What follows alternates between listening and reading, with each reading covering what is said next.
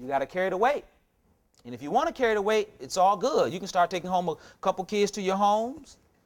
It's all good. You can do it. 7 reasons. I'm going to have to zoom through these so we can get through this. 7 reasons why we need parents.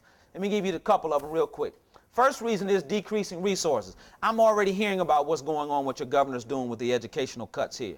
It's happening all over the country. The economy's going down. Resources are going down. So they've got to cut the budget across the board. Education is no longer exempt.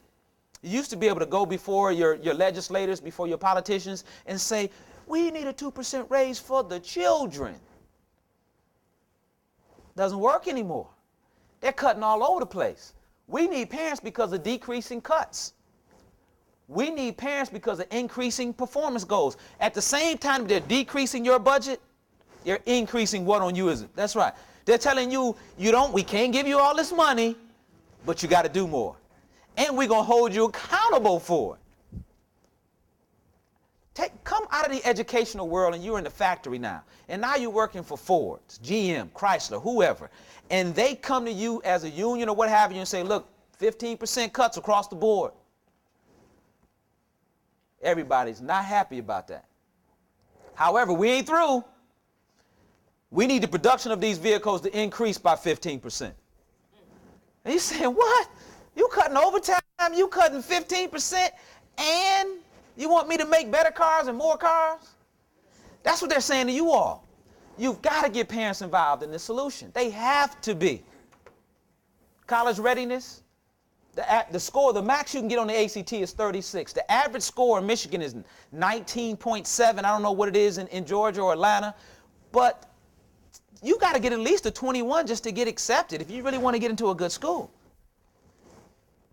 You need parents to make that stuff happen.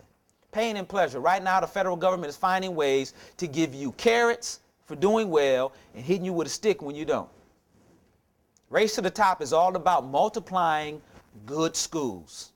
And those schools that are not good, we're getting rid of you. That's what Race to the Top boils down to. That's what AYP was leading us to. And it's coming even stronger now as you read the information. You got to have parents. For students, we need parents because they've got to do what you all were talking about. Kids have got to learn about relationship skills, work ethics, and hygiene at home. I mean, how can you do what you do and still talk to a kid like, baby, you need to get some deodorant, baby. Have you put on some deodorant? I don't say it to be funny, but is it just where I go where young kids don't really understand personal hygiene? Young ladies, can you imagine, sir, having to talk to some of the young ladies in your class about those times in their lives where they're maturing and they need a woman to talk to them?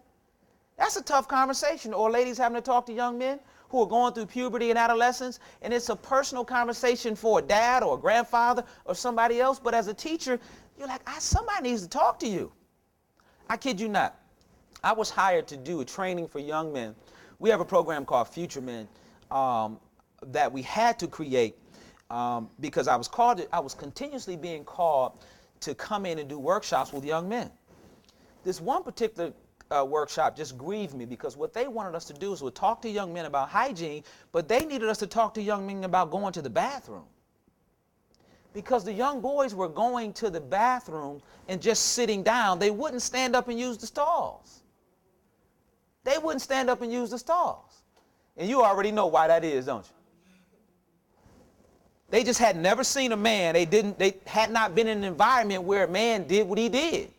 It was always mom, it was always grandma, it was always auntie. I'm laughing because I have a son and he's 23 now, and I potty trained him, and he went to the bathroom, sit down, and went over to my parents' house one day, and my dad was like, "What? Yeah, Why yeah, you going yeah. Right. And it's just you don't think it. He called him before. Right. Yeah. That's why I was laughing. Yeah. It's real. It happened. That's supposed to happen in the family. You can't take out of your budget to call me to come in. I mean, don't you want to hire me to come in and work with your parents and work with educational issues? Yeah. You can't come out of your budget to have me come in and teach young boys to go to the bathroom. But this is real. We need parents doing that. Character development. Parents need to be talking about home life is where kids learn thou shall and thou shall not. Kids are supposed to learn that when they step in front of an adult, when they see the authority figure, that this is how you respond to an authority figure. They don't call you by your first name. You don't call call me, hey, Carlos, do we have homework today? No. My name is Mr. Johnson. And I'm not saying that because I'm big and bad, but there are some life lessons in children learning, right? So that happens at home. We need parents for that. And here's the evidence. Here's the critical evidence. We need parents because there's some critical evidence. Come on now, where's my slide? There we are. Here's evidence that demands a verdict, and I'm going to run through some of this, but this is all research-based.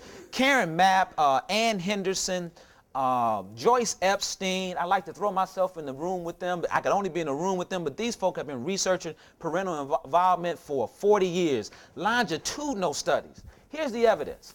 In schools where teachers reported high levels of outreach to parents, test scores grew at a rate of 40%. You really want to get to test scores? I know we talk about traditional things, but just real easy is to get parents involved in that process. You can change your test scores right there. Right there.